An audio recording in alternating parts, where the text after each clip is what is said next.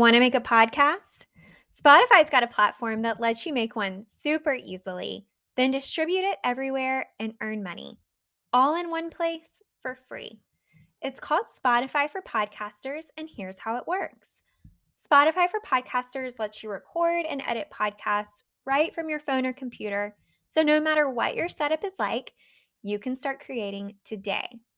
Then you can distribute your podcast to Spotify and everywhere else podcasts are heard. Video podcasts are also available on Spotify. With Spotify for Podcasters, you can earn money in a variety of ways, including ads and podcast subscriptions. And best of all, it's totally free with no catch. Ever since we discovered Spotify for Podcasters, we have had so much fun trying out all of the features like Q&As and polls that let us be really creative and engage with our audience. I highly recommend you give it a try. Download the Spotify for Podcasters app or go to www.spotify.com/podcasters to get started.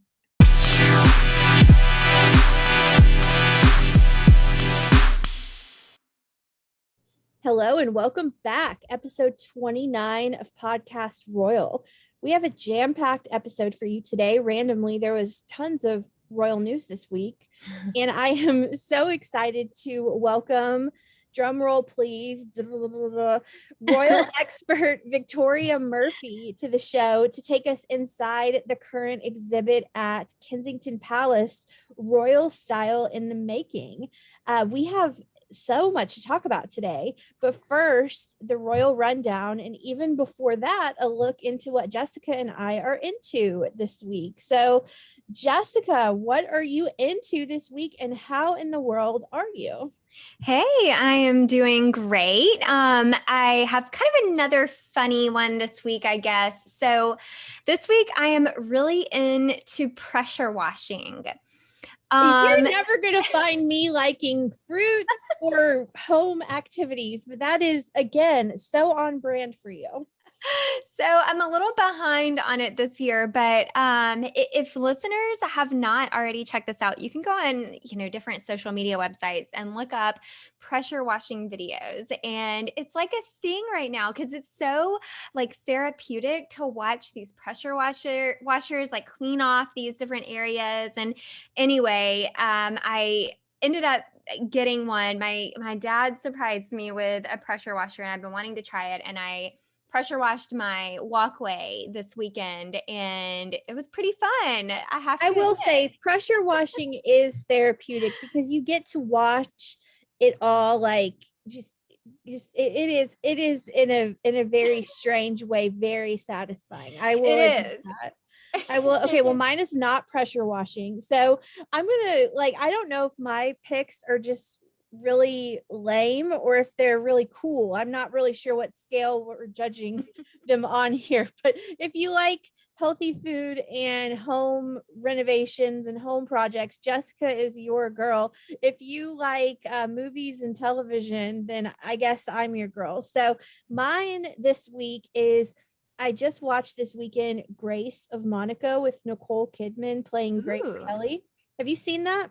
I haven't. I'm very intrigued though. So, okay, this is back in 2014 or 2013. Nicole Kidman plays Grace Kelly, and this movie is good. It's very good, but I don't feel like it got a lot of buzz. And then Naomi Watts, who they're actually best friends in real life, played Diana. And that movie was just okay, but this movie is really good. And, we've talked about Monaco on the show before, and I'm watching this movie, and it's on Hulu for those that have it. And that's where I was watching it. And I'll tell you what, there are a lot of parallels between, which of course, I guess I could have figured out, an American actress marrying a European prince, but there are a lot of parallels between Grace Kelly's story and Meghan's story. And so I recommend that movie to all royal fans. It's on Hulu. I don't know how long it will be there. Sometimes Hulu only keeps their movies on for a month, but I know it's there right now. It's called Grace of Monaco, Nicole Kidman playing Grace Kelly, and it's a great movie. It's a beautiful cinematography, beautifully shot movie, and The dialogue is just good. And so I don't know how I've never really heard of it before now, especially since that is the kind of movie back in 2014 or 2013 I would have for sure gone to see in theaters. So Well, I'm going to add that one to my list. That it's sounds really good. good. And I've never thought of this before, but now that you mention it, I feel like I can see Nicole Kidman playing a really good Grace Kelly. Yeah, she's great. I mean, it's Nicole Kidman. She can do no wrong. Also, we will talk about this when Victoria comes on, which we are so excited about. Victoria is so lovely, and we are so happy to continue to have guests. We've got 2 more in the hopper that we can't wait to tell you about. But Victoria is the lead commenter or lead expert on another Hulu feature. I think it's called The American Royal Baby, and it's about Lily. Have you seen that yet?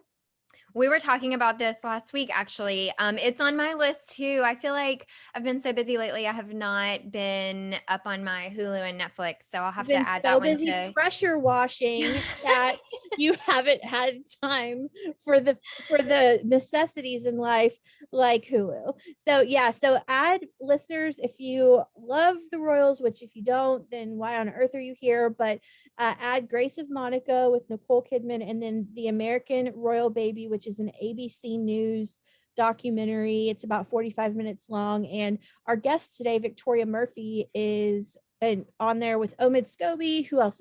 Tons of royal experts, and they're talking about Lily. So that's what's my cool thing this week. So I guess I'm gonna need to come correct and like do something around my house and come with that next week, or like buy a really good vegetable or fruit at the grocery store so I Well, I can was just keep sitting here up. thinking of all of the cool movies and stuff I need to get caught up on because you're right. I have been neglecting all of the cool shows that are coming out lately. Yeah. And tonight, we're recording this on Monday, June 14th.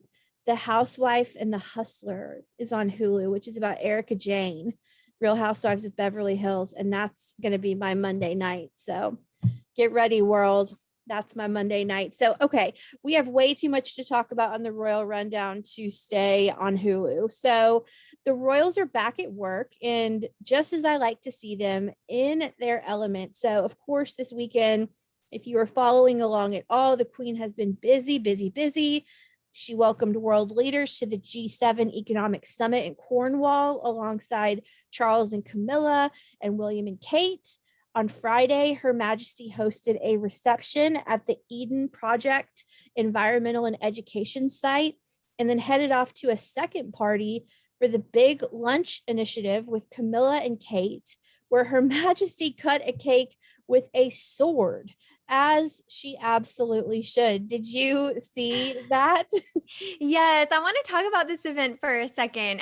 So Yeah. first of all, I really loved it. I enjoyed looking at the photos. It looked like a fun event, and I don't know if listeners noticed the Union Jack bunting that they had strung up, but it felt so festive, and I actually felt like I was watching an episode of the Great British Baking Show. Did you see that, Rachel? Did you get that vibe? So I've okay, don't kick me off the podcast, but I've never seen the Great British Baking Oh my Show. gosh. Okay, so now I have one up on you. Yeah, that needs to be added to my list. Was it on Hulu? It's on Netflix. Netflix. Okay. All right, you got it. So see, we All all right. have things to add to our queue. Well, okay, so back to this event. First, I want to say too, all 3 women killed it with their fashion. Yes. Um, Kate, Her Majesty, and Camilla all looked great, which I know you want to talk about that later. Mhm. But Her Majesty's floral print dress, I just really loved. It was so cheery. It had these pink and green colors in it. It kind of looks like maybe carnations or something on her dress. And I thought she looked really great. She seemed to be really happy to me. And she seemed like she was enjoying being back at work and socializing with other people. And I was also going to mention the sword, Rachel. I thought that was funny. I don't know if listeners caught that or not, but she was trying to cut into this cake with this like sort of like a miniature sword, I guess. And she actually had trouble doing it. And I saw Camilla kind of reach in and grab it with her and help her cut the cake. And I just thought that was a really cool moment to see them and Kate kind of all interacting together. Yeah, I mean, it's just so good to see them out and maskless and just doing their job as they want to. And okay, I have said this for a long time. I don't know if I've ever said this on the show, but whoever is dressing Camilla is doing a great job. She might be one of the most well-dressed royals there is. She is just impeccably well dressed, and we'll talk about Kate wore a special piece of jewelry this weekend. But speaking of Kate, she had an outing with the first lady at a preschool in Cornwall on Friday, meeting school children and adorably feeding rabbits with Dr. Biden. The two ladies took part in a roundtable discussion where Kate's work with the first 5 years was highlighted, and Dr. Biden, of course, is an educator herself. So it was a meaningful conversation for both. And at the discussion, Kate said she is committed to this for the long term and that she is really interested in how we can best prepare the next generation to become parents themselves. So actually the focus isn't on parenting itself, but actually how can we give them the tools so they are having their babies and raising their children with these greater tools. And for her part, Dr. Biden said, this is such a fascinating discussion, and I think we are moving in the right direction. So I love seeing Kate in what I call her genius zone, working on her passion project. So, Jessica, what was your take on this event? Well, I agree with you. I think it just really highlighted Kate's commitment to this project. I love that we keep revisiting it so the public is reminded of her continued efforts here. You know, it's not just a PR move. She's not just showing up at schools and smiling for photos. You can really tell that she's got this passion for this project and she's interested in making an impact here. And I think if they continue to just show substance on this project, I think as it evolves, it will just continue to get support.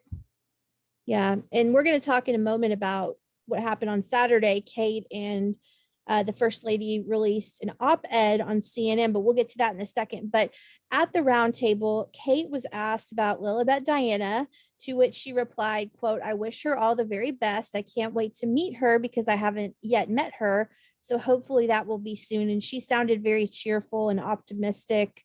And it would not be us if we didn't talk Kate fashion for a moment. So eagle-eyed observers noticed that at the Friday evening reception, when she was in white, Kate wore a piece of Diana's jewelry, a 3-strand pearl diamond bracelet. Did you notice that bracelet?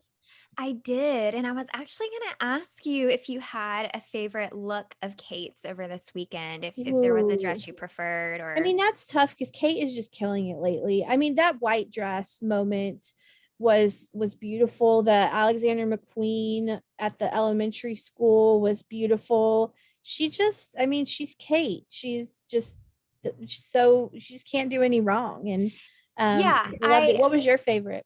well, I agree. I mean, I think she always looks great. I've got to go with the white dress and the nude heels and that I think it was like a vintage clutch or something that she was carrying. It was just a stunning outfit and she carried it very well. The red dress she had on, I was not as big of a fan as that one. Normally I I love like that everything one. she wears. I felt like from a distance it looked pretty good. But up close, I wasn't a really big fan of all the details and features on the dress. I don't know, it just wasn't a favorite of mine. Okay, so back to the white dress for a moment. So she was wearing those nude heels, right? Those were Aquazzura heels, and that is a favorite of Megan's. And so a lot of people in the community of, what are the Duchess is wearing are saying, and who knows if this is true. We read, and I'm talking about myself. I read into things probably way more than I should, but a lot of people are saying maybe that's kind of like an olive branch or a nod to Meghan, a nod of support, a gesture of support by wearing literally the exact same heels that Meghan has worn. I mean, I just say they're cute shoes, but they, for whatever it is, she looked great. So, and another quick Kate aside that I want to throw in here, on the Duke and Duchess of Cambridge's YouTube channel, which I am obsessed with, I like constantly troll it for new updates. Kate shared that her kids get sick of her taking photos of them sometimes, saying, everyone's like, "Mommy, please stop taking photographs," which is just so relatable. Yeah, that, really makes me laugh. And it reminds me of my own family when we get together. So we're kind of all spread across the US and various states. And when we all actually are in one place, I feel like there's always so much picture taking that we kind of have this joke of, oh my gosh, not another photo. But, when you look back after the event, you're always so happy to have them. And I know the Cambridge kids will appreciate Kate's hobby, especially when they're adults and they look back and they have those Mhm. photos. But I had to ask you, Rachel, which one of the kids do you think hates the camera the most? Ooh. Okay, it's not Louis because Louis is always hamming it up in front of the camera. And so is Charlotte. I think it's probably George. I think George just does not have time for this. But here's the thing, the kids are going to have their photograph taken, right? By somebody. So it might as well be their mom, right? And I think that's really Totally. special. And I read an interview this week that talking about the photo of um, William and the three kids on the swing, on the tree swing. You know what I'm talking about? Yep. And and I believe it was Arthur Edwards, the photographer, that said this, and it was on one of our one of the other royal podcasts that we love and we listen to. And he said, that is a shot I wish I could have taken, but only a mother could have gotten that shot out of the kids. Just the way that they were looking at her so cheeky, and like, you don't, when you're a kid, it takes a while to warm up to someone behind the camera, except when it's your mom. And so Mhm. I just think that's so relatable. And so on Saturday, I believe it was, after their visit to the school, the First Lady and Kate wrote a joint op-ed for CNN, and in part it says, quote, "The two of us met on Friday in Cornwall, gathering early childhood education experts from both of our countries together in the southwesternmost corner of the UK, as the leaders of the G7 nations met in person for the first time since the pandemic began. These countries are united in the view that we should look to not just build our nations back to where they were before the pandemic, but that we should be ambitious in our vision and plan a stronger future. We both believe that part of this vision for the future must include a fundamental shift in how our countries approach the earliest years of life. If we care about how children perform at school, how they succeed in their careers when they are older, and about their lifelong mental and physical health, then we have to care about how we are nurturing their brains, their experiences, and relationships in the early years before school. This issue should matter to parents and non parents alike. We can all do our part by valuing the role of mothers, fathers, and caregivers. If we want strong economies and strong societies, we need to make sure that those raising and caring for children get the support they need. We can all make sure that the parents in our lives, the young couple who lives next door, the single mother or father we work with, or the brother or sister raising their first child, feel valued, supported, and cared for. We also need to value those who work with babies and young children. They play an essential part in the future of our communities. The two of us believe that early childhood care and education should be seen as among the defining strategic issues of our time. What would happen if we really followed the science of early childhood and started focusing on the things that would make the biggest difference for children and those who guide them? We could transform the prospects of an entire generation. And I know that was long winded, but I think it matters. And that is only a couple of paragraphs of this op ed. So I encourage listeners to take a read of it if you have not yet done so. And last Saturday, a very scaled down Trooping the Color took place at Windsor, with Her Majesty being joined by her cousin, the Duke of Kent, for her public birthday celebration. This is a much happier occasion, of course, than the last time the Queen took part in a public ceremony at Windsor, which was for the funeral of her beloved Prince Philip. So, what did you think of Trooping the Color this year? It was nice to see it back, even though it was scaled down quite a bit. Yeah, you're right. It was quite scaled down, but it was really fun to see. I just love the show the British put on when they celebrate. I mean, there's really nothing quite like that.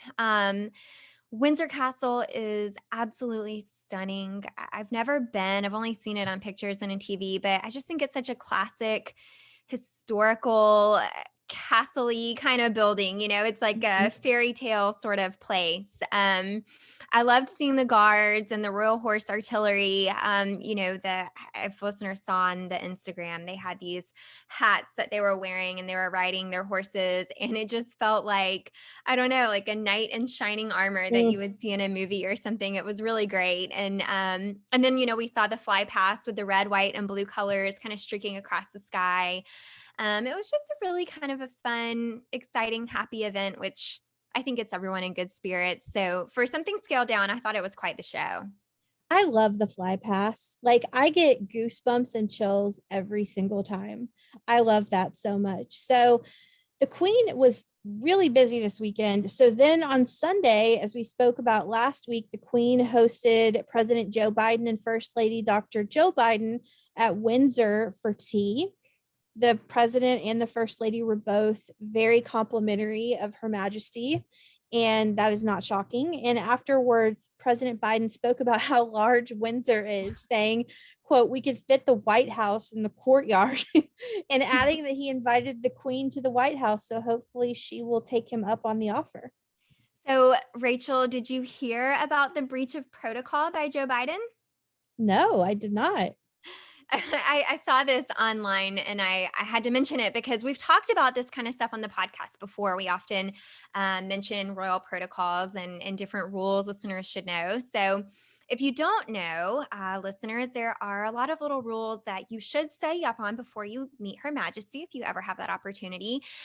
And I don't know that they necessarily are rules that in today's world you would get called out on if you really actually broke protocol, but they're typically done out of respect for the culture and the traditions of the monarchy. And some are really well known, like everyone knows when you meet the queen, you should curtsy. And Mhm. we've heard of the royals curtsying even to each other based on, where they are in line to the throne.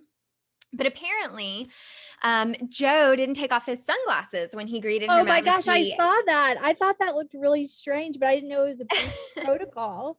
Yeah, so, they were outside, it was, like, sunny weather and warm, and he had I think they were, like, these aviator sunglasses on or something, Yeah. and, so apparently, when you meet Her Majesty, it's really important to be able to make eye contact with her, Mhm. which makes total sense, but he didn't take them off, and then I guess at some point halfway through the ceremony, he got message that he should, and he did end up taking them off, but I thought it was funny, and I thought I'd mention it for listeners. If you ever are in a situation where you get to meet a royal, pop your sunnies in your bag, and curtsy. Okay, I knew about the curtsy, and I hope I would remember to take my sunglasses off. But I saw him on stage, and I thought that looks really odd. And I mean, I guess maybe subconsciously I knew that that was a breach of protocol. I did, that's I mean that I agree. Take your Yeah, well, sunglasses off. the article, yeah, it mentioned that, Queen Elizabeth and Joe Biden, neither one had sunglasses on, so I think that's probably why you thought it looked odd because he was the only one standing there Yeah. in sunglasses. Yeah, yeah. Okay, so switching gears, speaking of the US, coming back to the US for a moment, some Sussex news.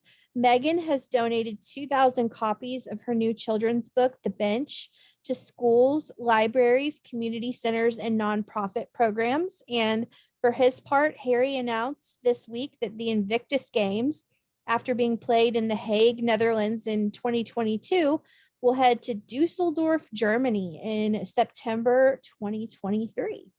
Rachel, I also wanted to mention, I just happened to stumble up on this afternoon. A little bit of sad news that was reported today. So, the Queen's oldest grandson, Peter Phillips, has finalized his divorce from Autumn Phillips. I don't really know too much about these two, but for some reason, it still just felt like a really sad event and conclusion for their relationship. I know they have two daughters, Savannah and Isla. They're both 10 and 9. And they've been married since 2008, Peter and Autumn.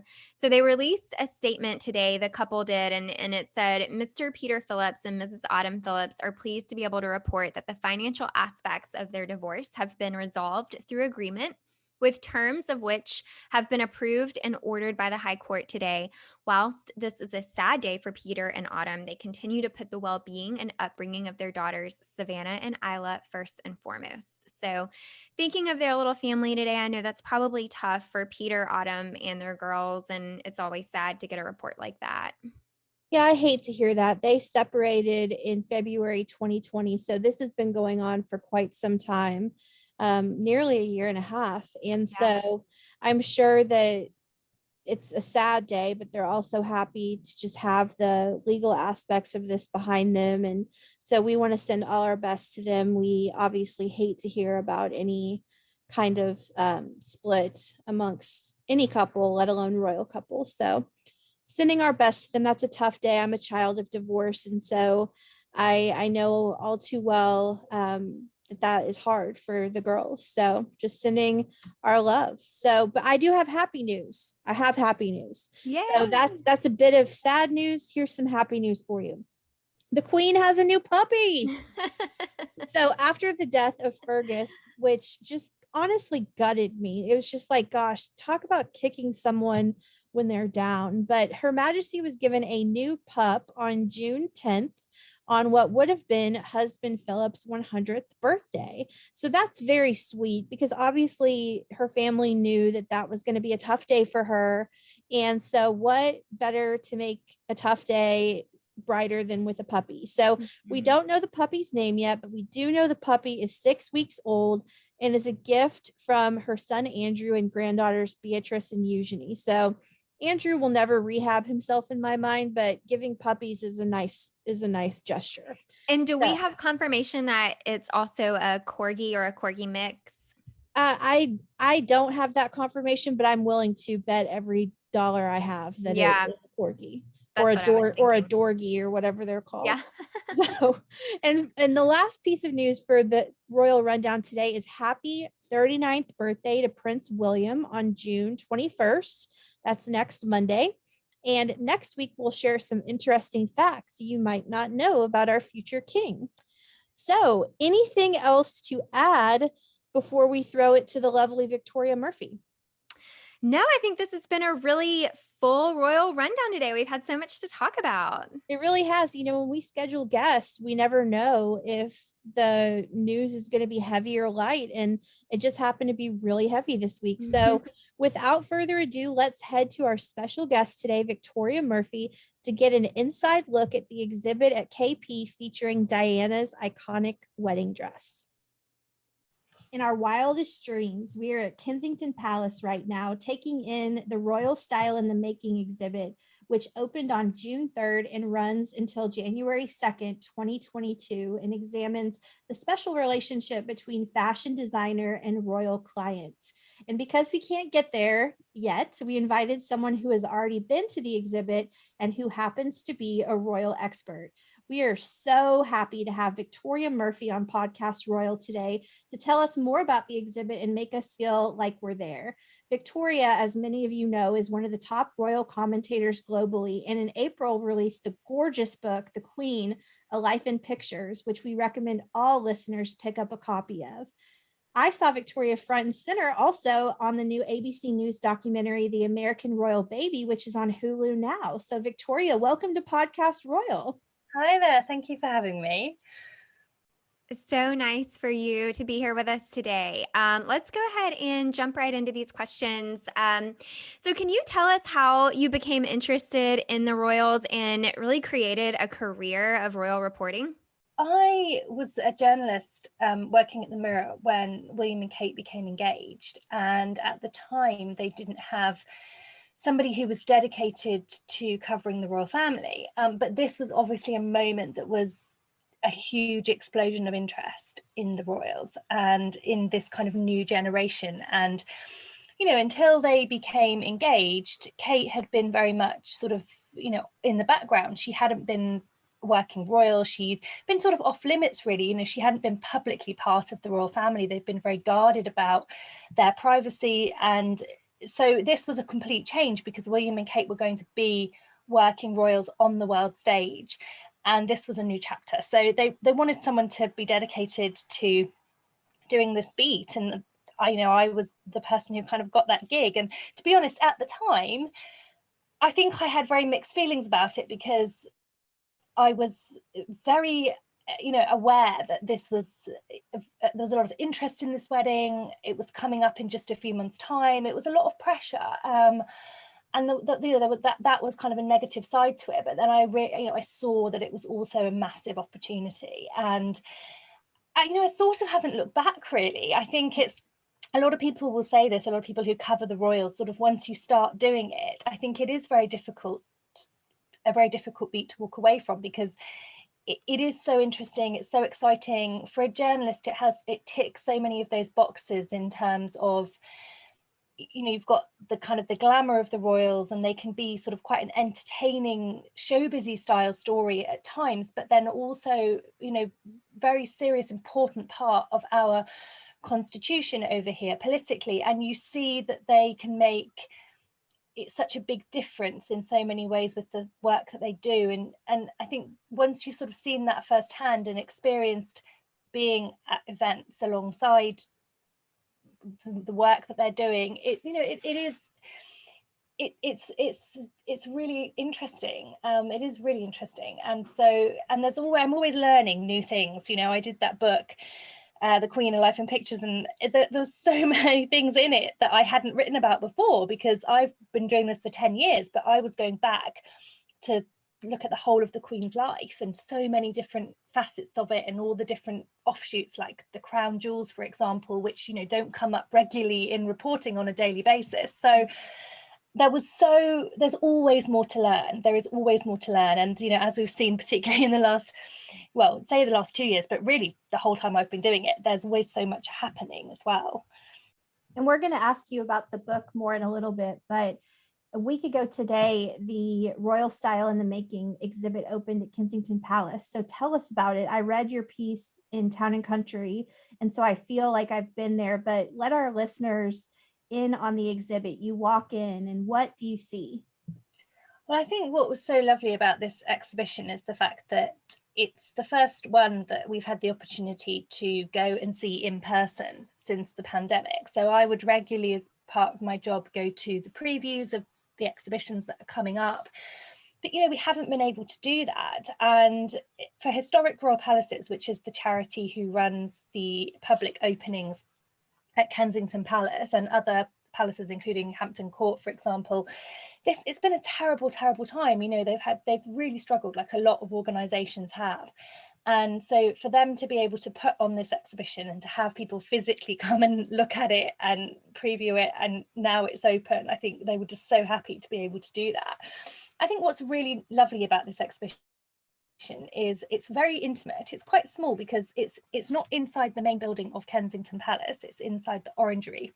And the Orangery has been newly restored. It's a really attractive building, quite very close to the main palace, but it's not huge, so you go in and it's one sort of straight trajectory through the Orangery, and you're taken on a little journey, and this journey is the work of just 5 designers and the clothes that they have made for just 3 royals. So we're looking at the Queen Mother, Diana, Princess Diana, and Princess Margaret. And the 5 designers whose work is explored is obviously the Emmanuel's, Princess Diana's wedding dress being the centerpiece.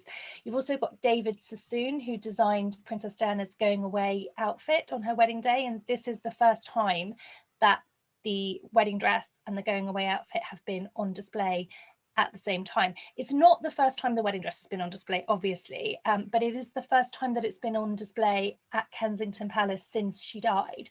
So it was last on show at Kensington Palace in 1996, and it's been on show in other places around the world, around the country as well. But I was talking to a curator, and she said that this is a really pretty rare opportunity, because this is a very delicate dress. It's obviously very important to them to preserve it for the long term. So it just quite simply cannot be constantly on display.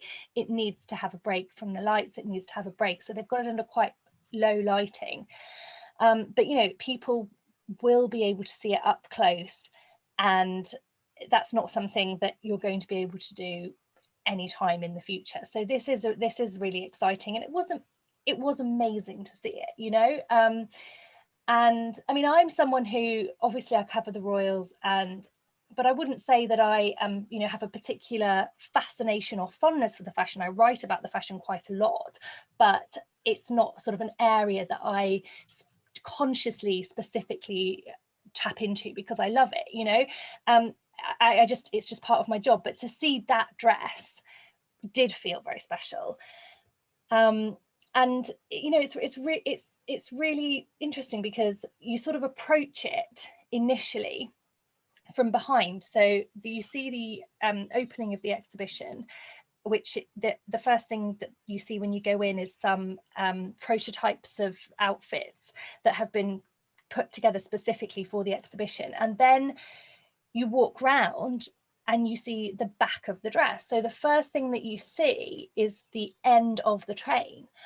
And I think that's really cleverly done because it kind of has this effect of, you, because you're not presented with a mannequin straight away, it does have almost more, it brings it to life more, and you sort of feel, you know, you're imagining this bride walking down the aisle because you're behind and you're seeing the back of the train, and it's laid out across the floor, all 25 feet of it, and then you can walk around and you can see that dress up close. So you've talked about, you know, how amazing it is to kind of walk up and see this dress. And one thing I was wondering is, does it feel larger than life? I mean, I know, you know, it looks so big in the pictures, and I've heard it's a very heavy dress. But was it even bigger than you imagined it would be? It definitely wasn't smaller than I imagined it would be, and I think when you see things on mannequins, sometimes they do feel that way. So I mean, for example, the some of the Queen Mother's outfits, you know, she was clearly very petite, and you can see that when you look at the outfit that is on display from her and the exhibition. And this definitely, because it is, you know, they've got these huge puffy sleeves and this huge train. It I think for me, I suppose what I found really interesting was that I have only ever thought about the dress in the context of it from a distance, because that's, I think the curator said, you know, that's the way it was designed to be seen, because it was designed to suit the occasion, which is a grand occasion, and people will see her in her dress. Mm-hmm. The silhouette of it, whereas I hadn't thought very much about what it would look like up close and about how much detail was actually involved. And when you see it, you realize that the bodice has so much detail on. There's these pearls and lace and embroidery, and I honestly think, I'm not sure I knew that was there. I think when I think of that dress, I think of the puffy sleeves and I think of the full skirt, and I hadn't realized how much detail had gone into it. And the other thing that was quite interesting was that it was I wouldn't say it was creased, but it definitely was, there was still, like, you could see the elements of the fabric having a little bit of texture. And obviously one of the famous things about the dress was the conversation around the creases in it on the day. And we asked the curator about this, and she said, you know, they wouldn't sort of heavily steam a dress like this because of preserving it. So there is going to be that, it's not going to be sort of completely sheer, and you could see there was a kind of texture to the skirt fabric. So yeah, it was, I think for me it was really the fact that there was so much detail that I hadn't thought about, and is very much there, and you really get a very good look at that when you go to the exhibition. Tell us about that ball gown worn by Princess Margaret in 1964. That's a beautiful gown, and a gown that I really knew nothing about before this exhibit opened.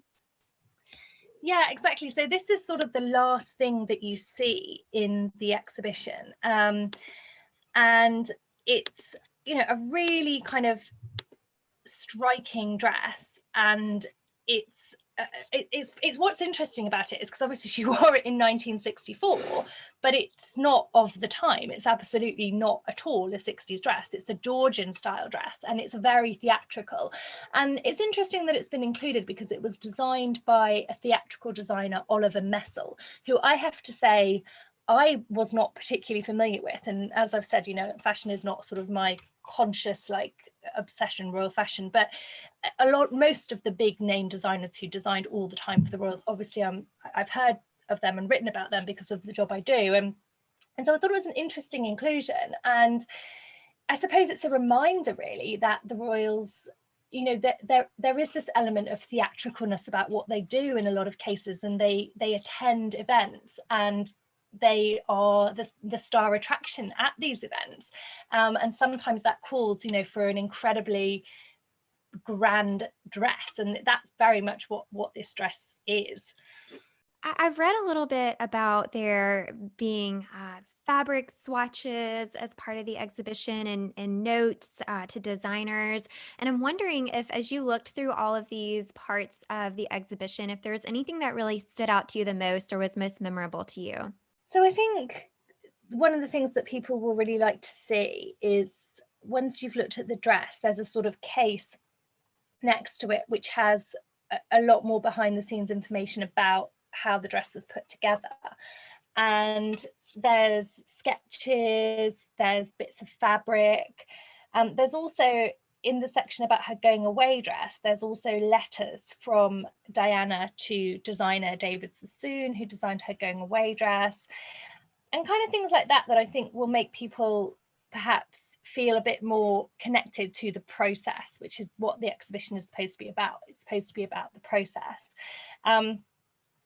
And I mean, talking to the curator, she was, you know, she had so many really fascinating stories, and I presume that they are featured in the exhibition somewhere. There's a video of David Sassoon who talking about his process, and the curator told us, you know, a really fascinating story which I put in my Town and Country article, which was about when, even though David Sassoon became one of her go-to designers and she worked with him a lot, the first time that she actually went to his boutique in London after she became engaged, things didn't go quite so well. So she went into the shop, and the sales assistant, you know, Diana didn't know, it seems, exactly what she was looking for, and the sales assistant manning the shop sort of was, according to the curator, you know, perhaps keen to get home.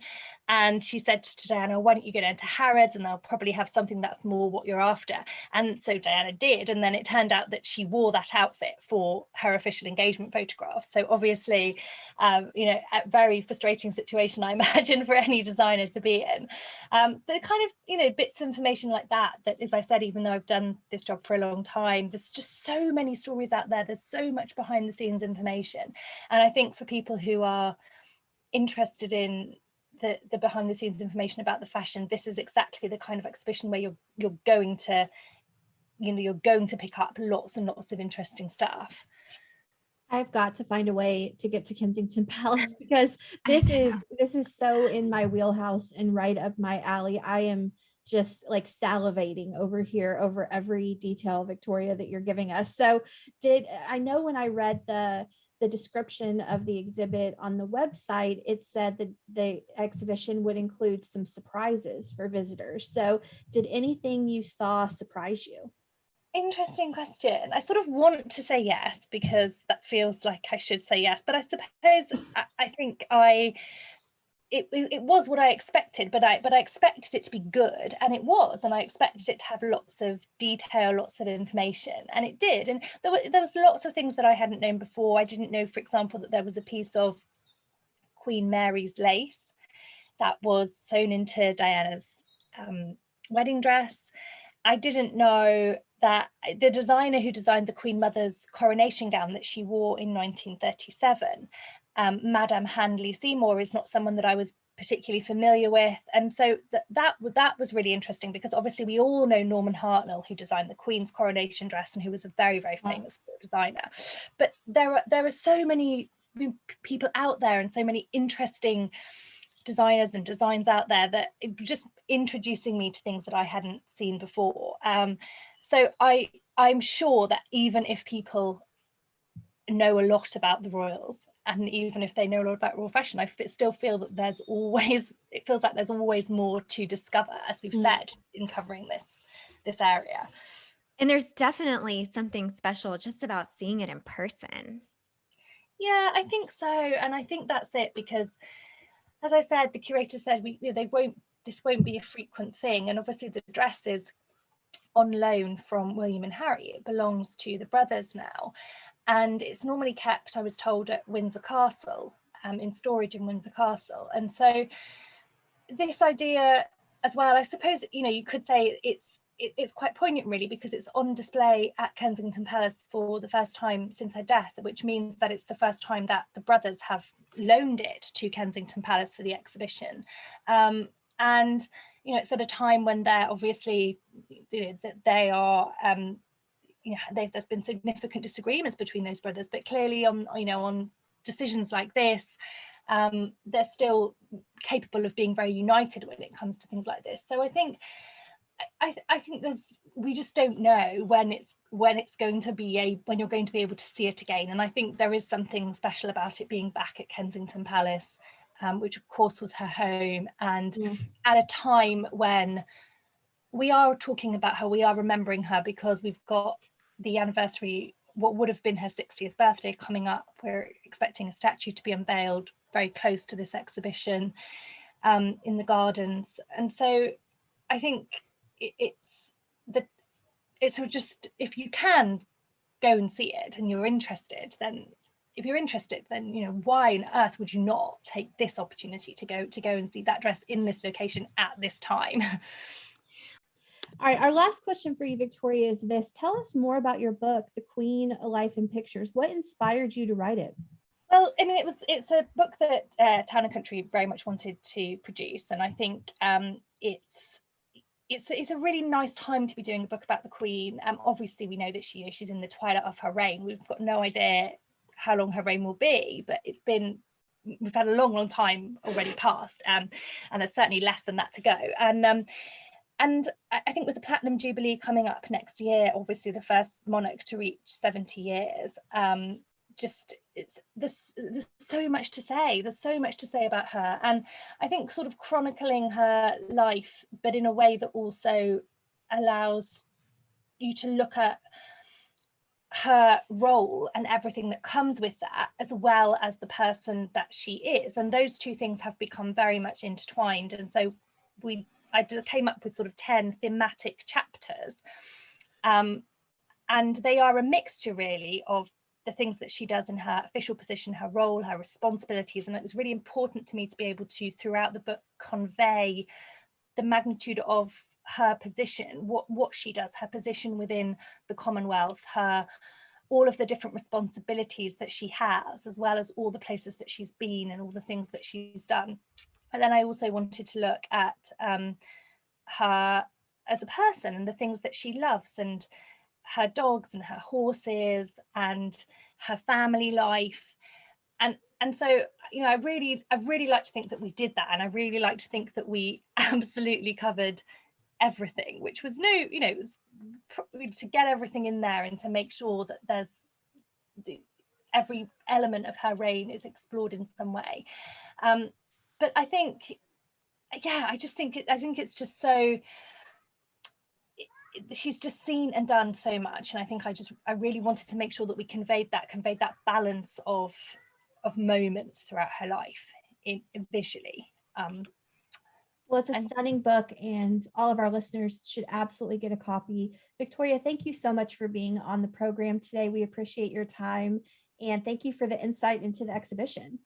Yes, thank you so much. You're welcome. Thank you. That was such a great interview. I enjoyed talking to Victoria. What did you think, Rachel? Yeah, I learned so much. Thank you, Victoria, for helping us feel like we were there. Obviously, Jessica and I are stateside and unable to get there, at least not yet. And so it's so nice to be able to feel like we were there and to give our listeners that too. So thank you, Victoria, for chatting with us. We really enjoyed spending time with you. Absolutely. I hope our listeners learned something. We certainly did. And I hope if you are able to make the trip, that you're inspired to go check it out. We're going to go ahead and close out this episode today. Thank you so much for joining us on Podcast Royal. And don't forget to follow us on Instagram at Podcast Royal. Email us at hellopodcastroyal@gmail.com, and subscribe, rate, and review our podcast. Thank you so much. Bye. Bye.